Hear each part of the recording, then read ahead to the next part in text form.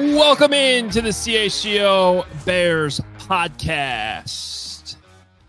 Training camp coverage on the CHGO Bears Podcast is presented by Ray Chevrolet. Shop the new car clearance event all month long by visiting Ray Chevrolet in Fox Lake or raychevrolet.com. They've been serving the community since 1963. Together, let's drive. Adam Hoge, Nicholas Moreano, and Mark Carman with you on this glorious Wednesday where the Bears had the most grueling, longest. No, they didn't. It was a walkthrough. That was a upgraded walkthrough is what I would call that whole thing. You know, great to be with you guys. Great to see you, Gritty. Great to see you, Crystal. Great to hear Greg Braggs Jr. in the background along with Steven. I thought today's practice just signified that we're ready to win the Super Bowl. We are ready to start the season. We are ready to go. Caleb had a sweet dance out there, hanging out. There were some, seemed like orange slices were being passed around between practice periods.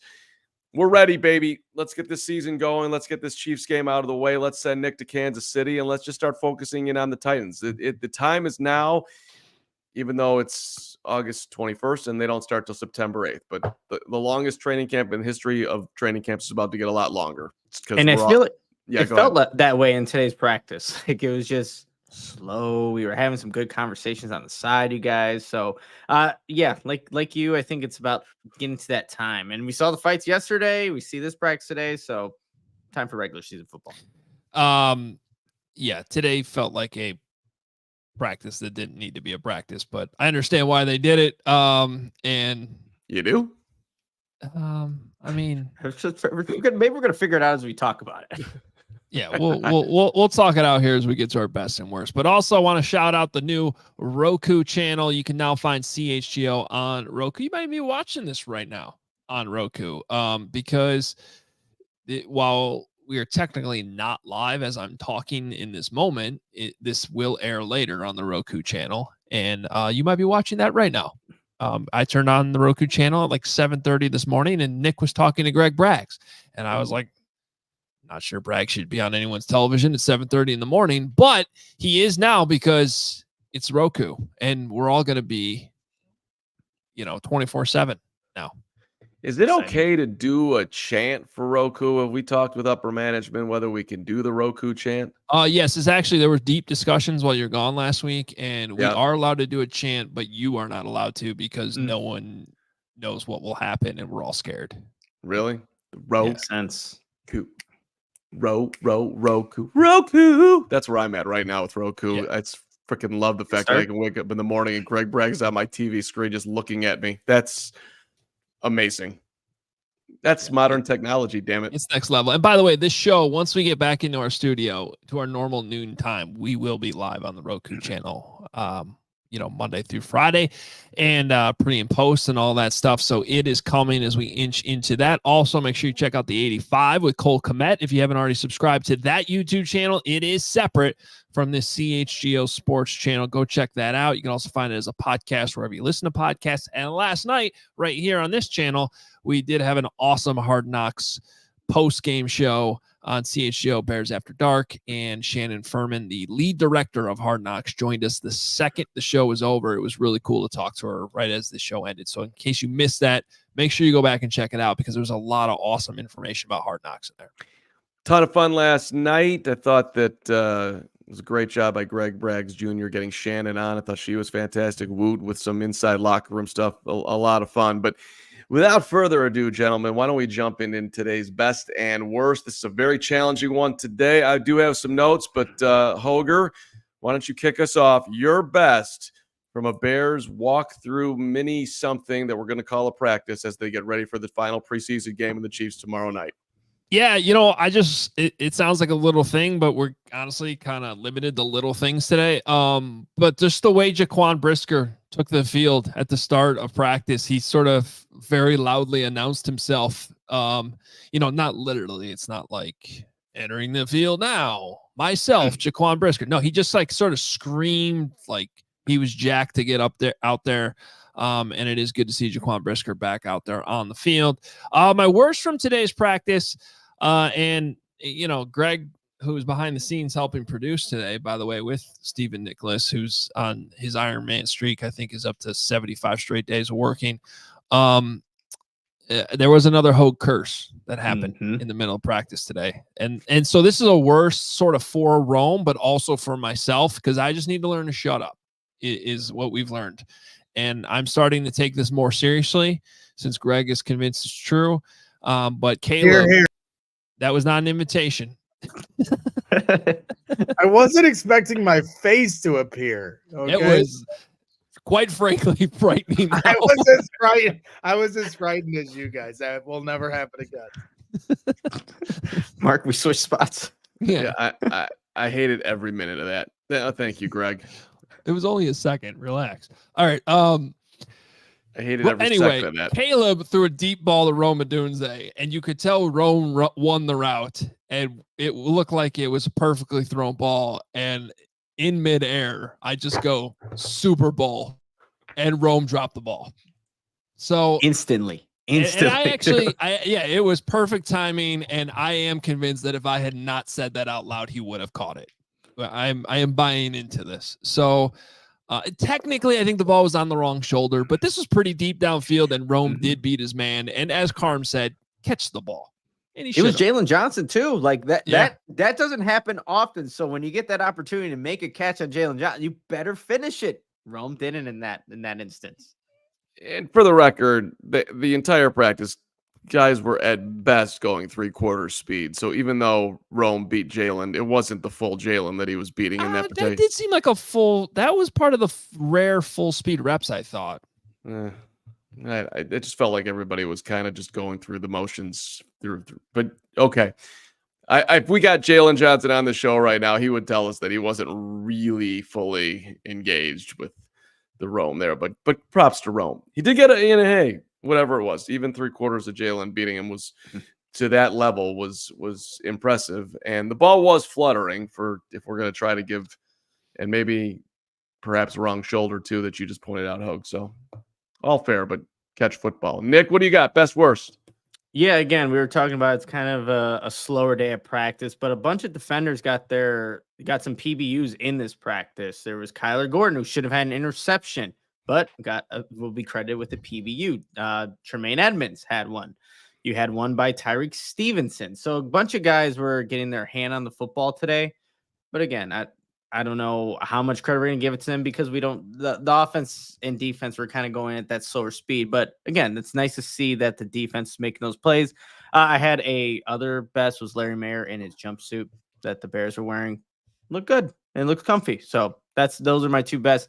The worst, I'm just going to say the tempo of practice is by design. Most likely there's just a lot of downtime in this practice. We're like, oh, look, they're standing around. And I get it. I guess I'm just so used to seeing what Bears practices usually look like. There's everything going on. There's not a lot of downtime. So yeah, that would be my worst from what was a, not very eventful practice today. So my notes from today, I've got the Brisker yell, check. Hoge used that as his best. And then I've got on her Kyler Gordon drop. Nick mentioned that. Rome Odunze drop. Hoge mentioned that. We left out the Khalil Herbert drop. He also had a drop out there. And then I mentioned earlier the Caleb dance.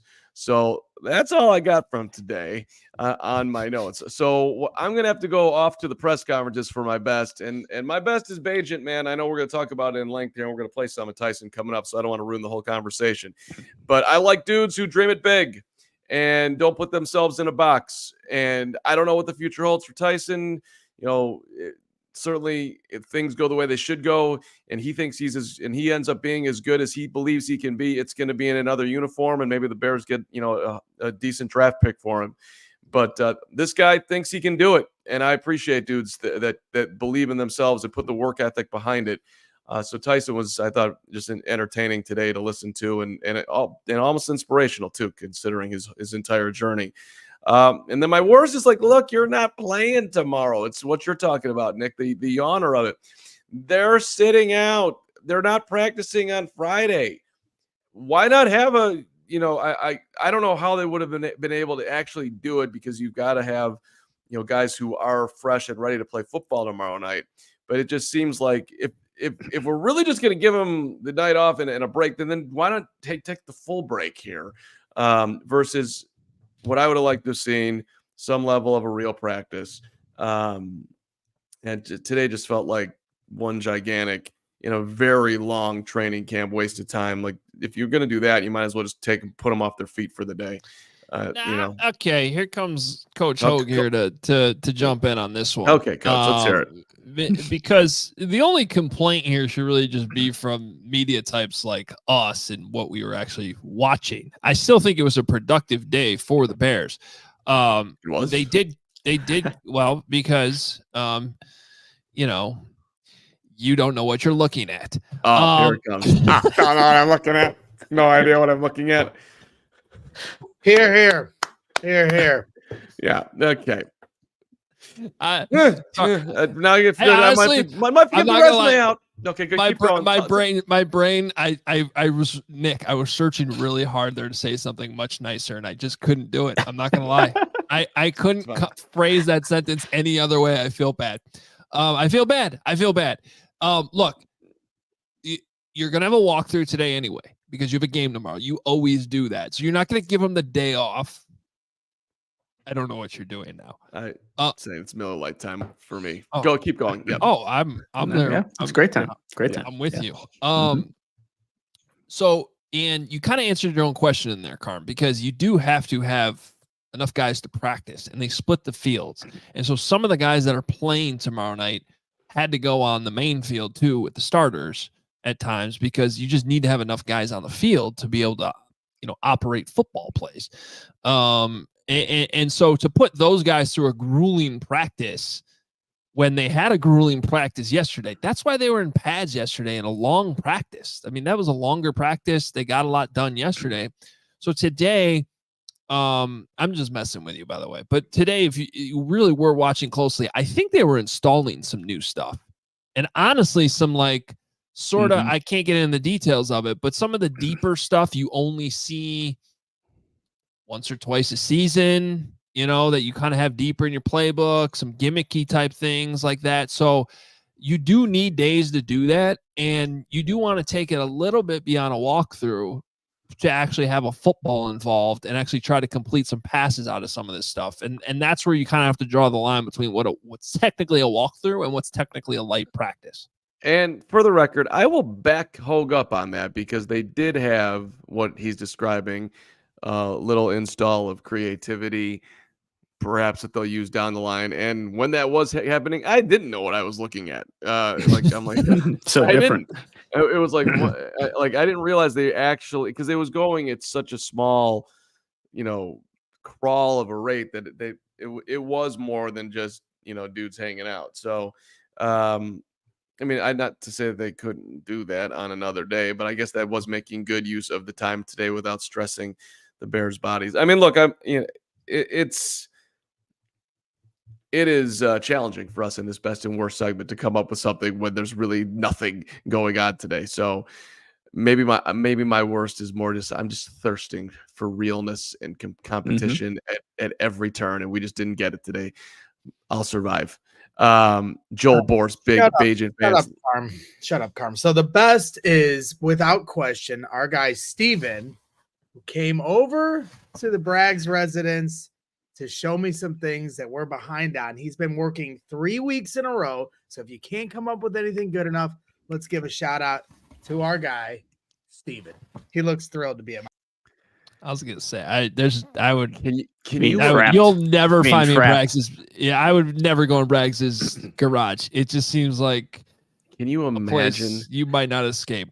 This dude's been working for 3 weeks. Hey, can you come to Indiana to hang out in my garage and teach me how to produce? That might be the worst job in America. Congratulations to Steven on accomplishing a task that no one it just got voted. But you know why he did? Because Braggs is learning, and he knew that it's time to talk about our friends at Ray Chevrolet. That was a well done move right there. And right now, you should shop Ray Chevrolet and secure the right new Chevy and price for you. That's because their new car clearance event is going on all month long. And you can shop their huge selection of new Chevy models now at new low prices.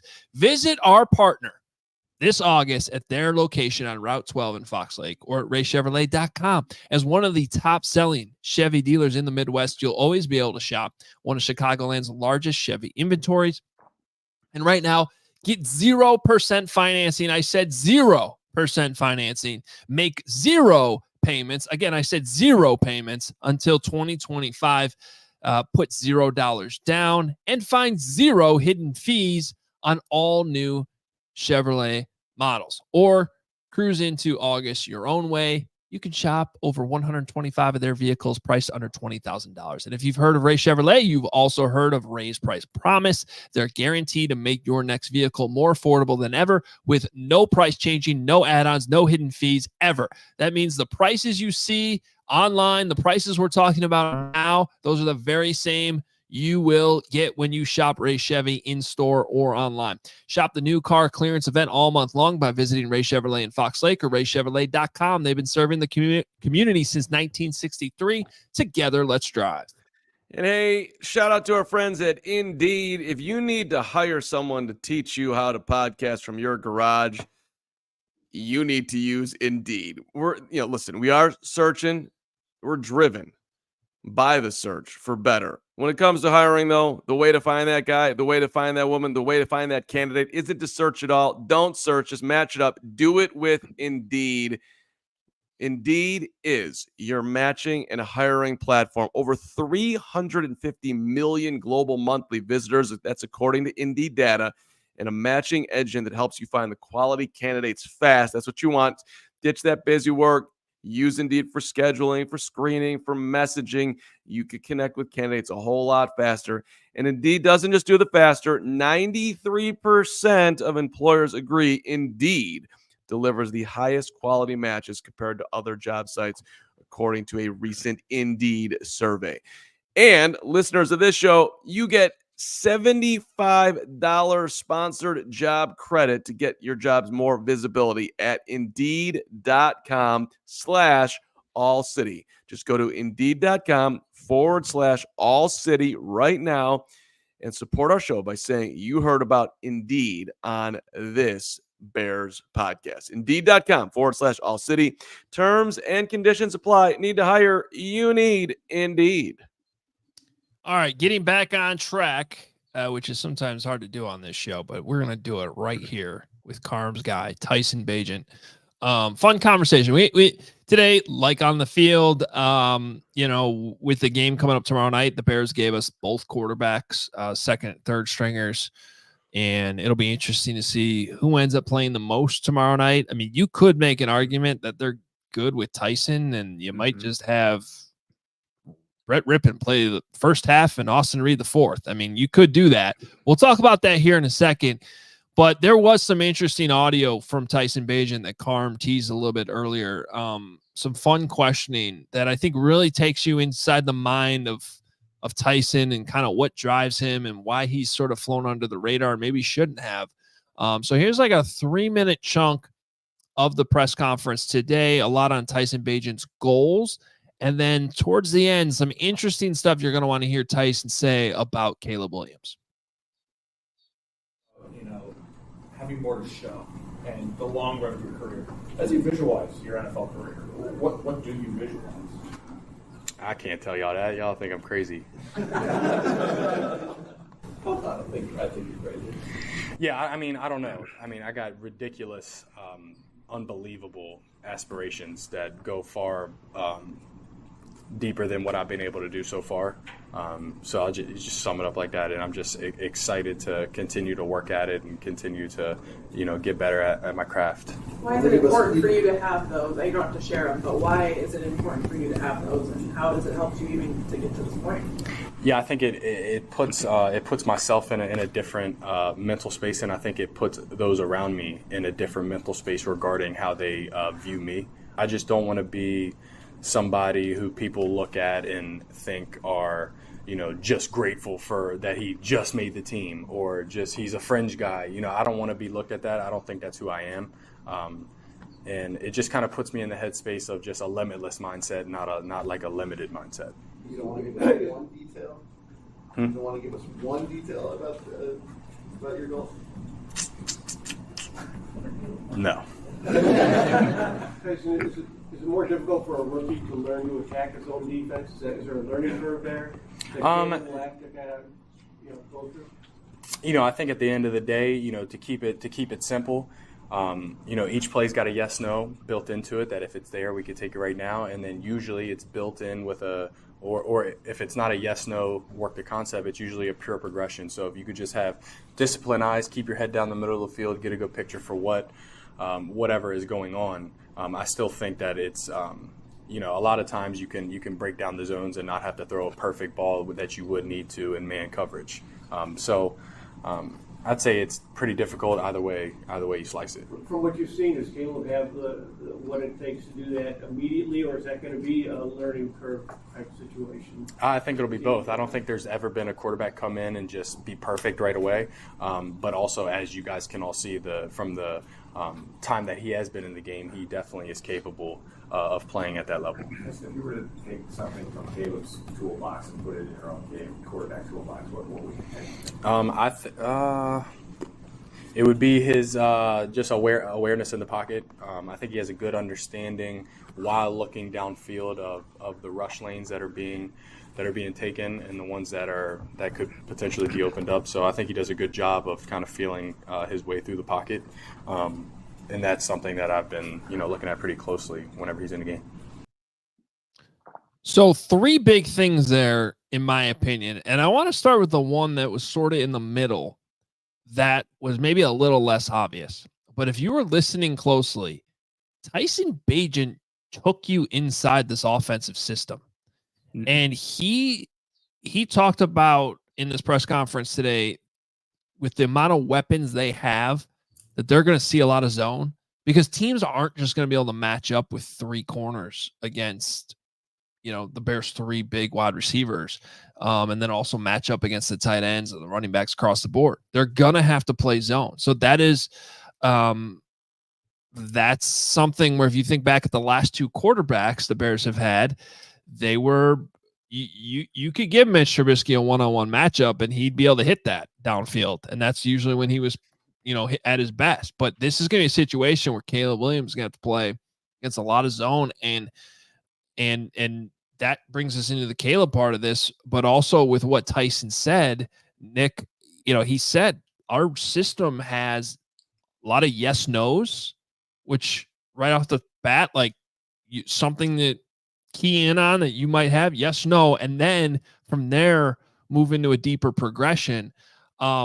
I really like hearing that, especially for a young quarterback as talented as Caleb Williams, to make things a little bit easier on him. And that should help him. And then, I just want to hear your reaction to that first, Nick, and then we can kind of go into what he said about Caleb too. And then we'll also touch on Tyson's big goals.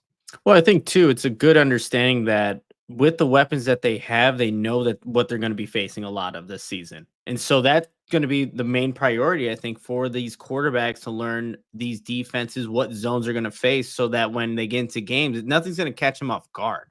Because when they do get those maybe few opportunities for the man-to-man options, you just got to be an accurate thrower. And we know Caleb can do that when, he has a clean pocket, or even when he gets outside the pocket. So that goes to Shane Waldron, knowing that this is what defense are going to have to do with us. This is how I'm going to utilize my weapons and put my quarterbacks in a position to make plays when, they are facing a variety of different zone looks, and, defense coordinators will do their best to mix it up on them. And of course, it's going to be learning curves throughout the season with Caleb seeing all these looks for the first time. But it is nice to know that right off the bat, they know where their strengths are at. It's those receivers. And then when you face these defenses, you know exactly what you're going to be seeing, hopefully on Sundays. Well, for the record, he said exactly this when we had him in studio and did an amazing interview with Tyson Bagent that everybody should go back and watch if you haven't seen it. Great job by me and everybody else who was on that interview. But Nick and Greg, it was and Tyson. That was a ton of fun. But it wasn't a part of this clip, but just part of the entire interview today. His understanding of the offense, what he needs to do, and where he was last year to this year is significant. So, we saw it on Hard Knocks. It was like, well, boom, boom, boom, boom, boom. And I asked him today, like, could you have done that last year? He's like, yeah, but not as well. And then he talked about stressing himself last year, that he literally would leave practice, go home, lock himself in his apartment, not go out. So he would have seen the 3-4 reps over and over again. So when he saw it the next day, he'd be ready for it. And, everybody wants to be great in life, but not a lot of people want to put in the full discipline that it takes to get to the level that these guys have gotten to.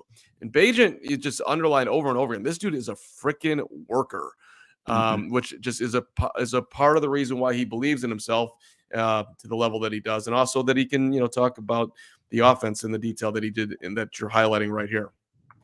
Yeah.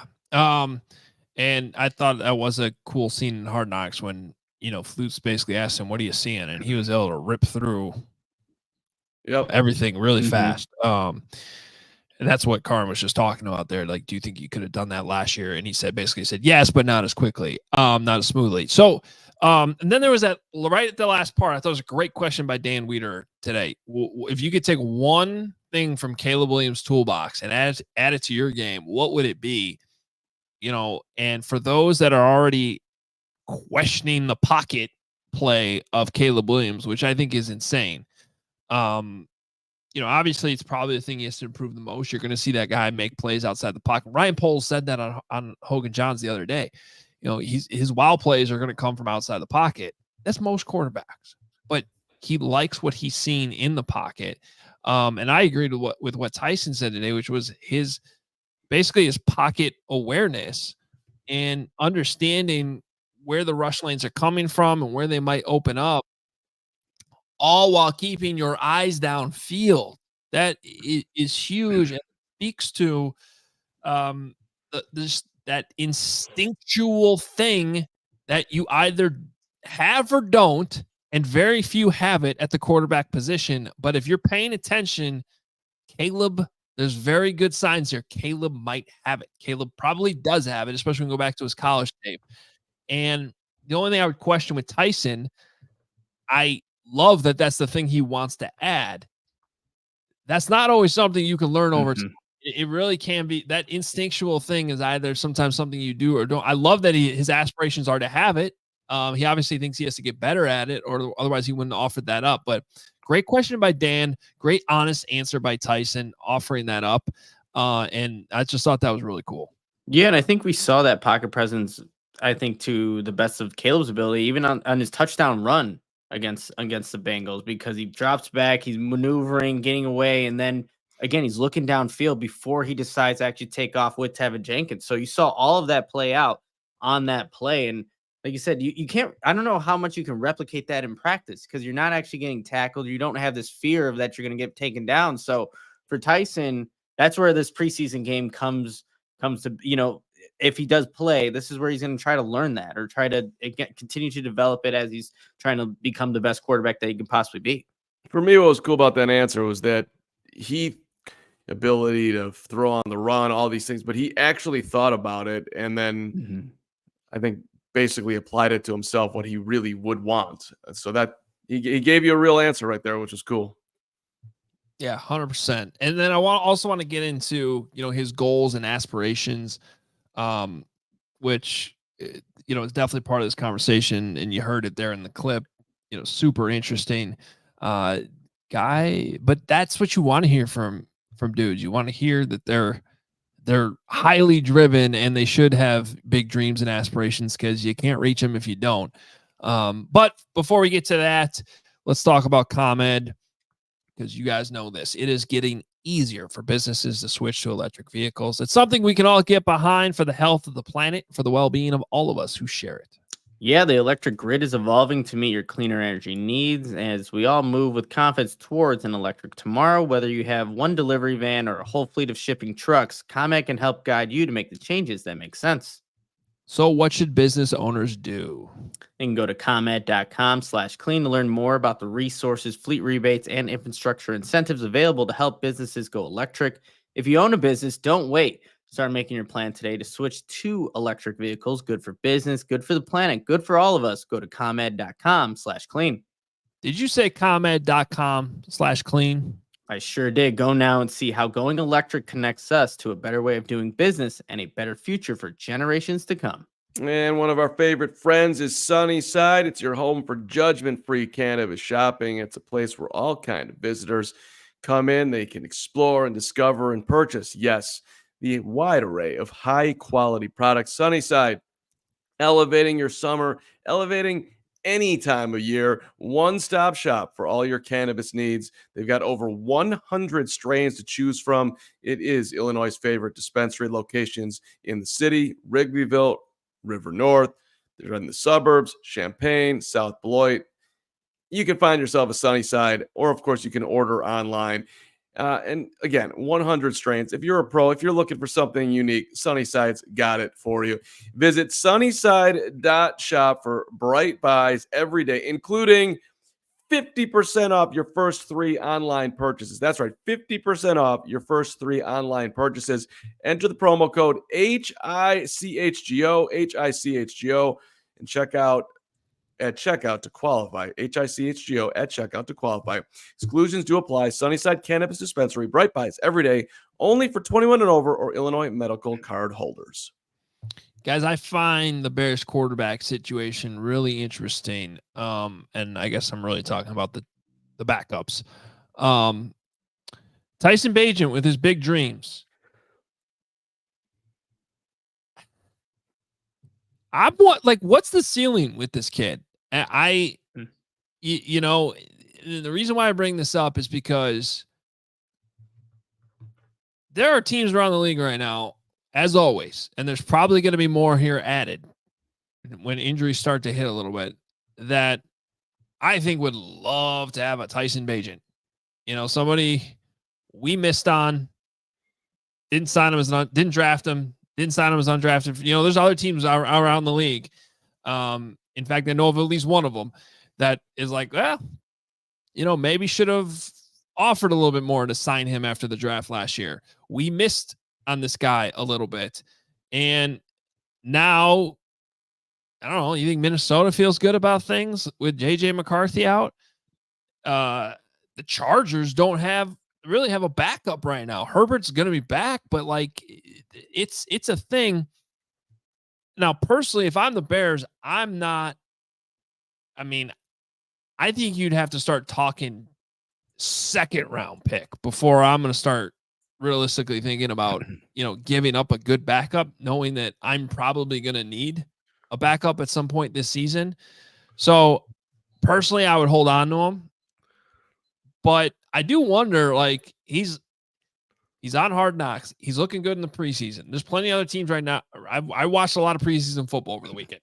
It doesn't look good. You think Luke Getsy would take Tyson Bagent in Las Vegas right now?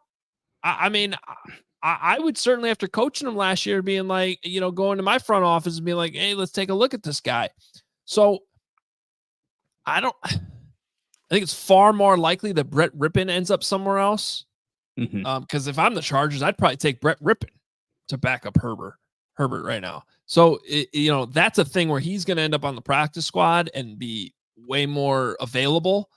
I don't know that I'd let Tyson Bagent out the door, though, if I'm the Bears. So we were actually having this conversation yesterday. It was Gary Ross. It was Braggs. We were sitting there talking about Bagent, and the second round pick kind of came up. And, you know, I was asked, like, would you do it? And, like, I wasn't giving an answer right then and there, but that was my answer. I probably wouldn't, because you do need those quality starting quarterbacks that you feel comfortable with. And with Tyson going into year 2, just knowing what he knows and just how to read defenses, what his responsibilities are, how to go through progressions, like, he obviously is getting better at this, when it was all a whirlwind in his first year. So again, like, if that question was presented, would you take a second for Tyson? It's like, you better have a better option if Caleb misses games, or you better have a suitable option. I just don't know if I feel comfortable that the Bears do if you don't have Bagent. So the answer would be no. Well, and backup quarterbacks are expensive. Sam Darnold's going to start the year, but the plan eventually was for him not to. He's making $10 million, right? Mm-hmm. And then you go down the list. You've got Jacoby Brissett is at $8 million, Tyrod Taylor $6 million, Mariota $6 million, Jared Stidham is making $5 million, Drew Lock is making $5 million, Andy Dalton, who's I think still alive, is making $5 million from the Panthers. Joe Flacco, who I believe actually is not alive, is making $4.5 million. So if you move on from him, you're going to have to pay more for that position. They have a huge value in him. And then we were having this conversation, as we were, watching the Bears have a light practice, like, just the guys that eventually they're going to have to make decisions on. Are you going to pay Tevin? You're going to pay Brisker? Who at some point, they're not there yet, but some tough decisions will have to be made. And having guys like Bagent on the contract they have him on is not only it's a huge plus for them. It gives them more flexibility. Well, and that's a great point, Carm, because I could sit here and make an argument that you could trade Bagent because you can find backup quarterbacks on the street. You can find a veteran guy. Joe Flacco last year with the Browns, perfect example. Ryan Tannehill still available right now. You can find guys that have won plenty of football games in the NFL. They cost money though, and Tyson Bagent does not cost money, right? And so I mean that $8,100 he dropped on tickets on Saturday, it was a big portion of his signing bonus. Just right there. I mean, this guy's affordable, and you have two rookie you have two quarterbacks on rookie contracts right now, and that is a benefit. On the other hand, if there's a world where you have a desperate team, and we know there are teams desperate for quarterbacks, second round picks can turn into Montez Sweat in another trade in the future. Second round pick landed the Ravens, Roquan Smith. So it is not only you looking at it like we took an undrafted guy, we turned it into high draft capital that you can either use on a draft pick next year to keep building this thing, when you can always find another backup. The reality is, as cool as this Tyson Bagent story is, Caleb Williams is the future. Mm-hmm. There is no world in which you're like, we need to keep this guy in case. Like, that cannot be your in case for a couple weeks, yes, but not like if this Caleb Williams thing doesn't work out. Like, that's on nobody's mind, and it shouldn't be. Just one more on the contract. Bagent's a restricted free agent in 2026. There are 9 quarterbacks making less than Tyson in the NFL. None of them anyone's ever heard of. Sam Ehlinger, Malik Cunningham, Adrian Martinez, maybe Gary Ross, sort of these people. Dresser Wynn, Tommy DeVito, okay, we know him. Chris Oladukin, Luis Perez, who I think is also playing for the Cubs, Josh Paddock, and Matt Corral. So it's you're getting him at $906,667. Yeah. And I saw Gary's comment there on the screen. Yes, he is an undrafted free agent. That only comes with a 3-year rookie contract. Then you become a restricted free agent, and that's where you can place tenders, and you can actually get, draft capital in return if you end up letting the guy go. So it's an interesting situation. I think with a rookie quarterback, I'd rather keep Tyson Bagent in the room, but it is something to continue to monitor. Like, if he goes out tomorrow night and balls in Kansas City, the weird thing about this new preseason calendar is there's a lot of time between the last preseason game and week 1, and moves get made. Some are small trades. The Bears traded for Dan Feeney last year, remember? They claim guys off a waiver. It's what I think is more likely, though, is Brett Rippon, who's also looked pretty good. Now, does he go out there and he has a nice game tomorrow night? Because honestly, I don't know how much you let Bagent play. And if Rippon has a nice night, well, I don't know that you can just keep him on the practice squad then, because you might have another team sign him and then make him the backup on the 53-man roster, and that would be justified in a lot of different places around the league right now, including, I'll give you Buffalo. Josh Allen they're talking about him needing a backup because Mitch got hurt. Yeah, that's fair. And look, if that happens for Brett Rippon, that'd be amazing for Brett Rippon. I think, everybody should be happy for him. Seems like a great dude. And look, I like Austin Reed as far as having a third string guy in there. I think, Austin obviously has made an impact in that room. They like him. The whole team was up and dancing at his song there. I'm not saying that's why you keep the guy, but this is a dude that's put up, big time numbers at Western Kentucky. Bottom line, if Brett Rippon ends up going somewhere else, that could be the end of the world. And there you go. Let's go, Austin Reed. It'd be a sweet story. We could do a whole thing on his parents weeping because Rippon moved along, and there you go. All right. Well, let's. Are we good on Tyson Bagent? Should we talk a little bit about this game tomorrow night? I mean, we're never good on Bagent. We can just keep going and going and going. But yes, we're good on Bagent. Let's move along. Well, I don't think you put him in this category because I'm not even sure, like I said, how much he'll play tomorrow. But who has the most to prove in Kansas City? Because there are always maybe a handful of guys who still are playing in this game that have a chance to make it. I couldn't help but notice that Velus Jones was over on the walkthrough field today, and I'm going to go with him. I think Velus Jones I would almost like consider this, if I'm the Bears, like a kitchen sink game for Velus Jones. All right, dude, you've had a couple weeks here. Here's the game plan. Do you know these plays? Do you know what to do? Can you pass protect? It doesn't have to be the whole playbook, but you give him a certain amount and you say, this is the test tonight in Kansas City. Can you work it all out and then see what the results are? And if it looks pretty good, I think that helps, his chance to make it. I mean, the more and more I think about this Velus Jones situation, the more and more I get confused about how much on the bubble he actually is. It feels like he's the obvious best kick returner on the roster, but at the same time, this move to running back almost has a little bit of desperation in it, where it's like, all right, it's kind of now or never for you to carve out a role on the offense. I mean, desperation's a good word. I think I would use that because obviously he hasn't shown enough at receiver. We know what we can do as a kick returner, but at this team, it has good receivers now. And if he can't make an impact there, you'd make the switch to running back. So you do have to see what he can actually do in all facets that come with becoming a running back. And pass protection is the biggest one for any college guy coming into the NFL. So, when Velus is out there against Kansas City Chiefs, like, keep him out there. Let's see everything, the rights and wrongs, and see if he can actually progress and what it takes to become a running back. And I think that's just going to be the best case for him. It's interesting, though. There's no clear-cut fourth wide receiver on this team. He had an opportunity to move up in the wide receiver room. He just never grabbed it.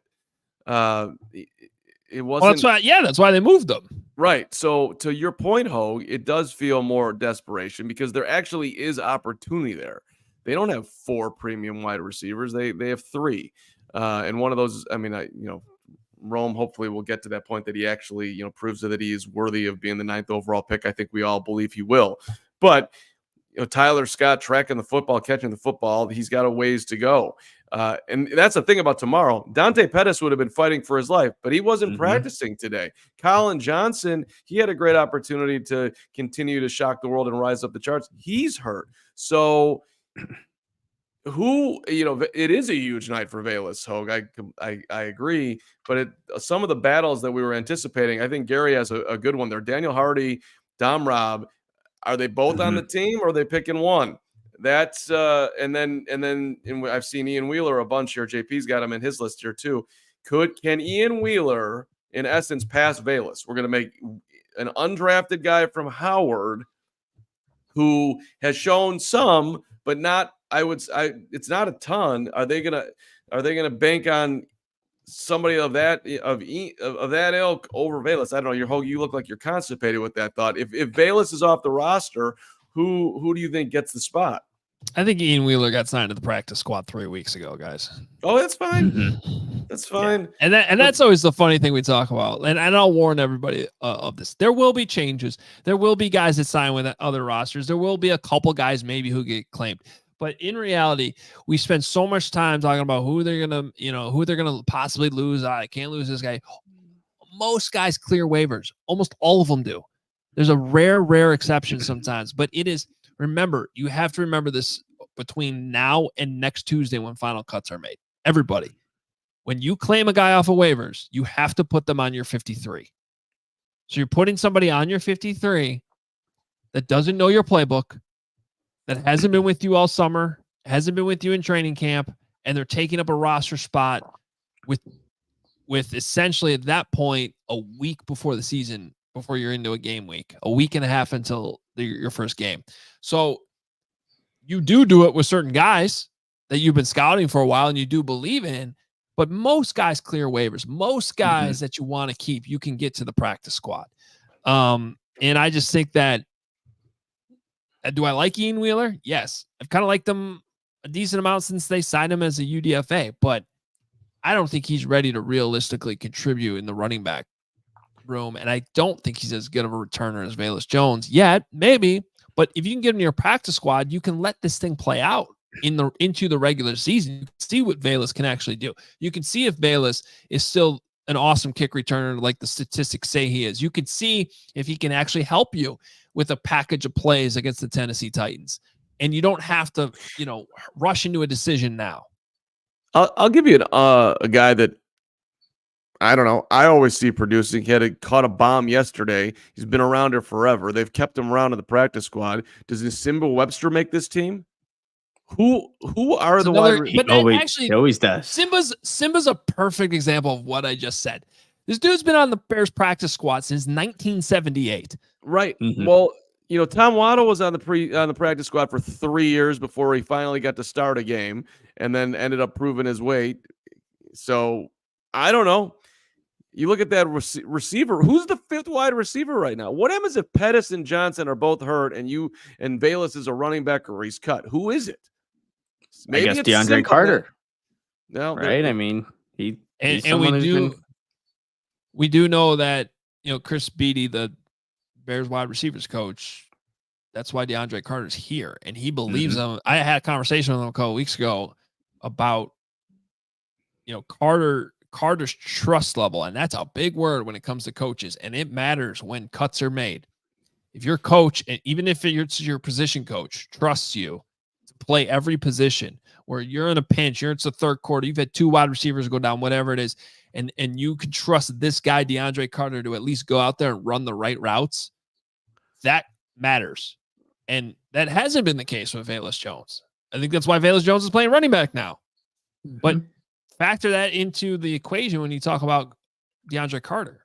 And punt returner, you guys, like when we were looking at 2 punt returners today, DeAndre Carter and Rome Odunze. And again, we're not really thinking like Rome is actually going to be the day 1 punt returner. So DeAndre Carter, that's another way he almost solidifies himself or earns his way onto the roster because of that special teams value at a position where they're still trying to figure out who's going to be the guy returning punts. And if he doesn't get injured and looks like he's obviously coming back into practicing, DeAndre Carter should be that guy. So it's another way that he makes himself onto the roster and becomes maybe the 4th or 5th wide receiver on this team. How about on the other side of the ball? How fired up are you to see Amen Agbang Bamiga get after it again tomorrow? I don't know if fired up would be the. I thought you were going to say Dominic Robinson or Daniel Hardy. Agbang Bamiga is.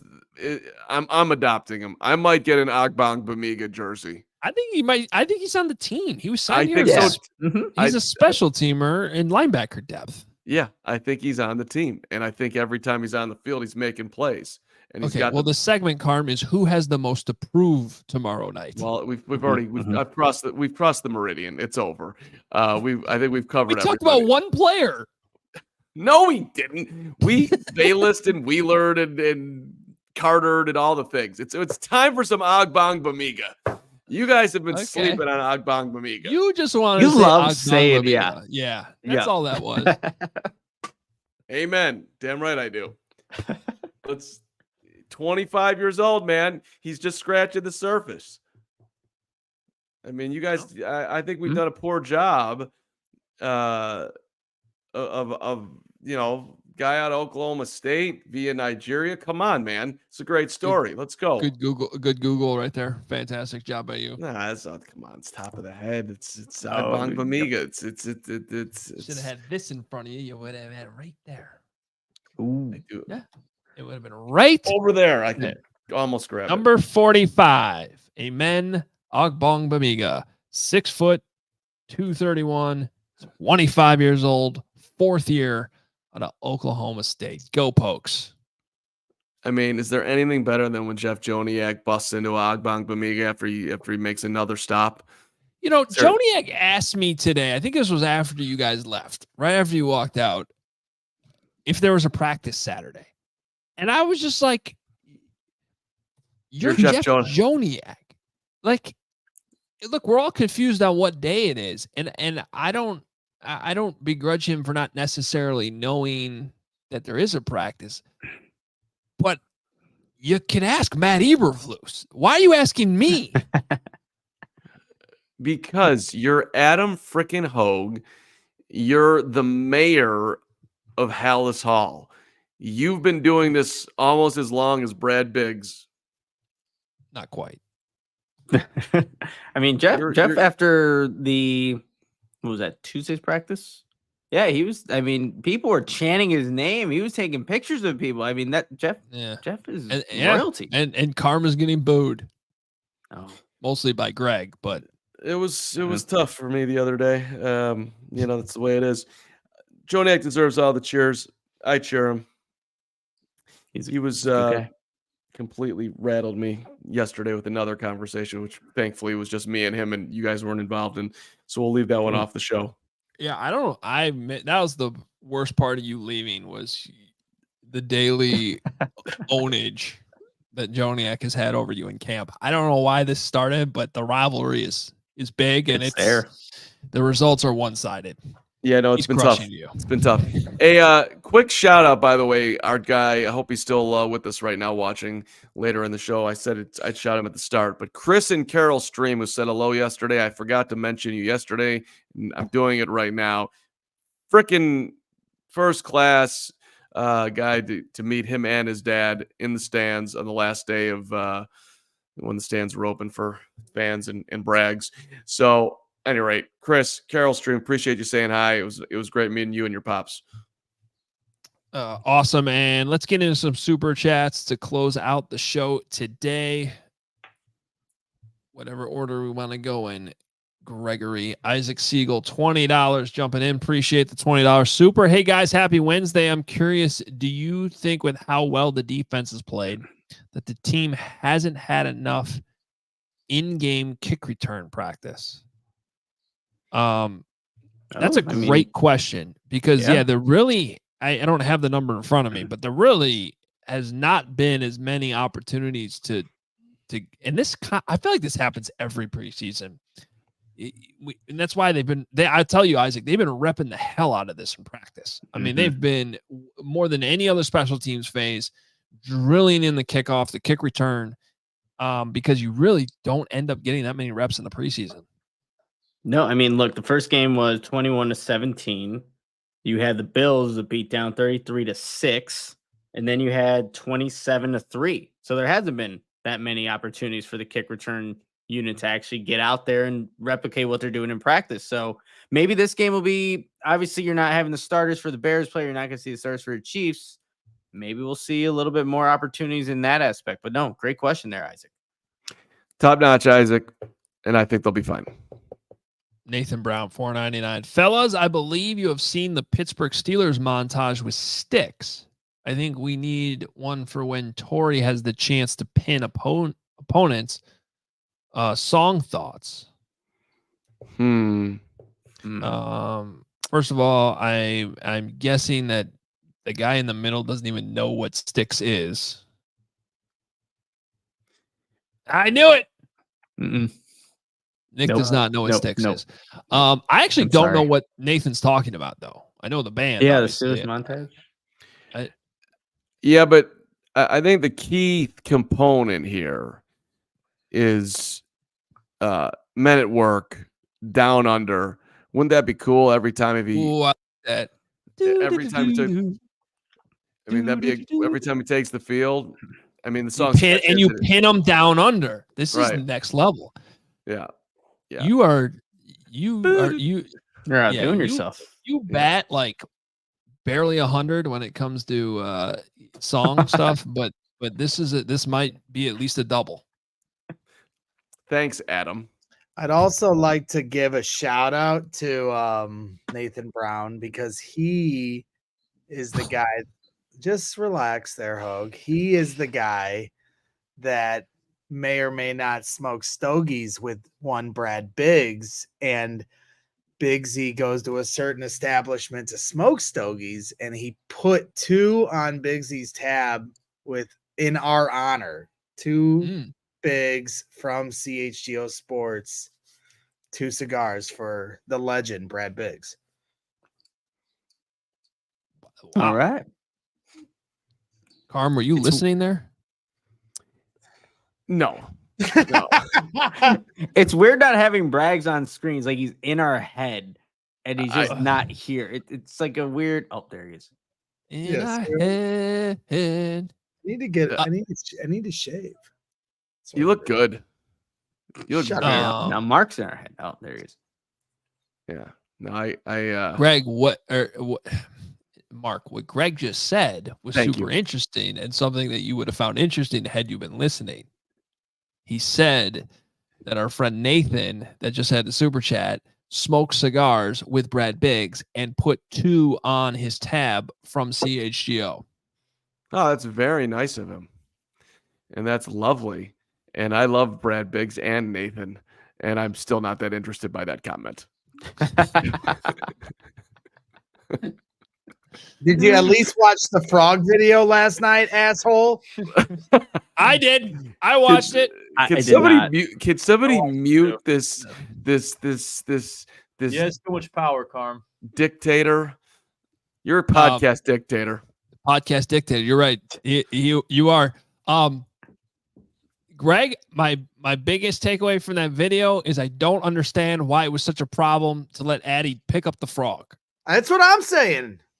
I don't understand it. Here, we have to put up with. Everybody says, "Oh, Jenny's got to put up with you." I think that revealed the truth in that video. We have to put up with Jenny. No, I'm gonna say it.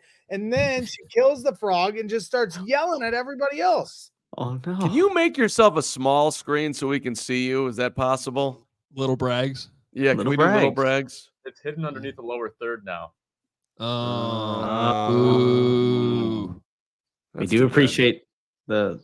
This is why Steven's the best, and we have great producers because there's been this whole thing about different lower thirds. They look the exact same to me. I don't understand what's happening. Well, we never had the tear on our StreamYard until here the last few days. So it's the details that count. That's what makes it looks good. I'm just that's what makes us special here at CHGO Sports is the details. So we got a $5 super chat from Jack B. I'll take it because it is directed to me. It says, Braggs, please share with the class your newfound friendship with the Chicken Nugget King. This is another thing going on Twitter right now. We've come across this Lions fan who is an absolute lunatic, and he's making videos yelling at all of us on Bears Twitter. It's actually pretty comical. You'll have to see it for yourself, though, to go see this guy. But Lions fans starting to draw their lines in the sand. So he's Lions you? Yeah, I mean, he's you in Detroit. If you don't insult me like that, I mean, this guy is way more deranged than me, which is not easy. I understand that that's a high bar to reach, but he is completely deranged, and they're actually quite comical though. And I'm starting to appreciate the Chicken Nugget King. What's your favorite? What's your favorite thing that you have in your garage? Oh, well, I could take you around here. Show you around here. The right answer was me. Yeah, Steven. Yeah, Steven. Steven. So we got the only thing of any value in there. So my favorite thing here is my shuffleboard, custom made. That's pretty cool. Yeah, it's pretty cool. If you look, it's got custom logo in the middle. So if anybody needs a custom shuffleboard, but got the gym back here. It's a nice little garage. Yeah. All right. So there you go. There's a little tour. Now I will get off. Loved it. Bye, Greg. I think Bears After Dark should be done exclusively from the garage. He has a shuffleboard board, whatever, with his logo on it. Officially the biggest me guy on the team. That's amazing. Where's your logo? Right. I'm not yet. That is impressive.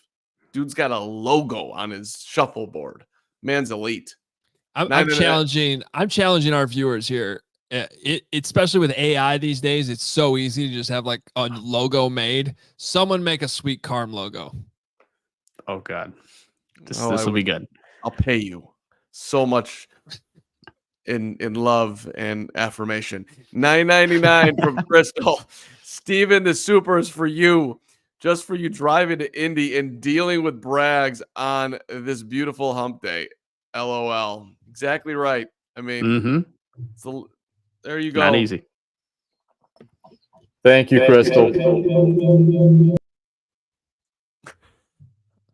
That was cool. Yeah. The echo. Multiple computers from the Braggs. In the garage. What's next? Adrian? Oh. No, Yoshino. $5. What KC spot are you going to eat at, Nick? I can give you suggestions. I don't think I'm going to have time, honestly. Flying in tomorrow morning or tomorrow afternoon. You can get a quick little lunch dinner situation at a barbecue joint. Carm should have suggestions too. I got them. What time do you land? 2:30. So I actually will have time. Get to the hotel, drop the stuff off. Where do I go? One spot. You renting a car? No. How's this working? No. You're Ubering to the hotel? All right. Well, then just Uber I would just Uber to Arthur Bryant's from the airport. It's on your way to your hotel, so you'll have to take 2 Ubers. Stop at Arthur Bryant's, pulled pork sandwich on the white bread with the pickles to the tin. Get yourself some whatever sides you like, and just sit there and enjoy. And then you're right by the Negro League Baseball Museum, which is freaking phenomenal. I highly recommend it. So you could do a combo right up there. That place is, anytime you go to KC, if you haven't been to that, it's unbelievable. And then you can go to your hotel and go see the Bears and come on back and dominate the locker room because no one's covering tomorrow, Nick. You're going to kill. It's going to be amazing. It's going to be, you got to tune in tomorrow. There's going to be a lot of great stuff. So should be a lot of fun. Our pregame tomorrow starting at 6:30, by the way, for everybody watching. We will be here 6:30 pregame, of course, postgame right after the game. I believe did we have one more or not? We have one more. Adrian Mask was having some issues sending this, and I don't know what he's talking about here. I think he meant to put 11 personnel, though. He said, Hoge, how do you feel about the Bears being last in the preseason in terms of the amount of 11 personnel usages, considering the Bears' strength at receiver? So I saw this too. Shane Waldron's using that at just over a 40% rate here in the preseason, which is dead last in the NFL. But granted, it's a small sample size of 3 games, including the Hall of Fame game. Yeah, I did see that going around. The Bears are 32nd in 11 personnel usage in the preseason. I do think it's an indication that they're not going to be at the top of the league in 11. I also think that they're probably hiding some things because it hasn't quite looked that same way in practice, I would say. But with the tight ends they have 3 veteran tight ends on this team now in Cole Kmet and Gerald Everett and Mercedes Lewis, and they're going to run the ball. I think it's sort of almost lost in this preseason is we haven't seen a lot of DeAndre Swift, and I think they like DeAndre Swift a lot. And when we have seen DeAndre Swift, he's looked pretty good. And I think that's why he hasn't played in the preseason games. So as much as this has been, and you saw them come out against the Bengals on Saturday and throw the ball. I mean, that's how they start. I mean, I don't think that's how it comes out against the Titans. I think once we get to the regular season, this is a team that is going to run the ball, and they're going to look. We all love Rome. We all think Rome's going to be really good. He was number 3 overall on my draft board, and I still believe that. But he's had plenty of rookie moments here, right? Like he's the drop today. So he's still going to be kind of coming up the speed a little bit it's not like when you start to add all this up, to me, it doesn't add up to leading the league in 11 personnel. I also don't expect them to be dead last either. That would surprise me, but maybe somewhere in like the low 20s. Yeah, I mean, look, when you don't have, if you have Rome off the field, like, I mean, you're just missing out on one of your playmakers, and he's going to grow into his role. But they do have capable tight ends and different tight ends. Like Cole is way different than Gerald in terms of body type and how they can move and stuff like that. So, yeah, 12 personnel will be utilized for sure. Matchups. How does Shane Waldron feel like he can exploit what the defense is doing? Which is a beautiful thing that they can play around with it. Yeah, I was gonna say it's good to have a lot of options. Good, this is even a conversation. So just look at it like a positive right now. All right, we are out of here. Again, I mentioned that pregame is tomorrow night. Nick will be in Kansas City, so we'll have you covered as usual. 6:30 pregame. We'll have the whole crew together. And then, of course, as soon as the game is over, we are on with the post-game show. So make sure you tune in tomorrow. Please hit that like button. Please subscribe. Check out our merch. Check out all of our events. Come to London with us. Come to Arizona. Sign up for our tailgates. We're inching closer and closer to the tailgates. And I know those are out there. So go ahead and buy those tickets to our tailgates coming up just a couple weeks away. Gonna do it for us today. We enjoyed the show. Oh, go check out the Roku channel too. All you need is the Roku app. Search CHGO. You get 24/7 CHGO content right there. It's very, very cool. And thank you to everybody behind the scenes to help put that together, because it's been months and months work to get that launch going yesterday. Thanks to Steven and Braggs for producing today. For Mark Carman, Nicholas Moreano, I'm Adam Hoge. We'll talk to you on the pregame tomorrow. We all silly like the mayor.